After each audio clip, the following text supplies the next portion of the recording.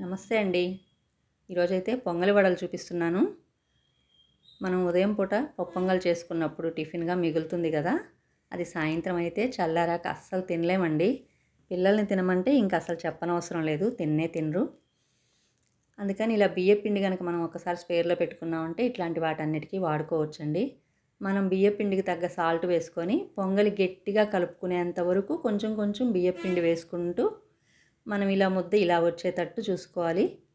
మనకు ఆయిల్ పీల్చింది అనుకుంటే 2 వడలు వేసి చూసుకొని ఆయిల్ పీలుస్తుందంటే ఇంకొంచెం బియ్యపిండి వేసుకోవచ్చండి.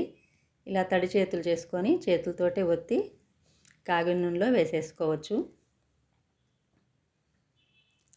ఇలా సాయంత్రం పూట పిల్లలకి పెట్టామంటే వాళ్ళకి వేడిగా పెట్టినట్టుంటుంది. మనకు మిగిలిన పొంగలి వేస్ట్ కాకుండా మనకు యూజ్ అవుతుందండి.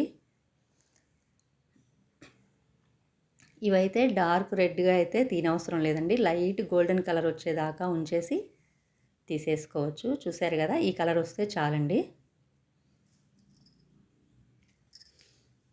మీరు కూడా ఒకసారి ఇలా ట్రై చేసి మీకు గనక నచ్చినట్లయితే ఎలా వచ్చాయో కామెంట్ చేయండి.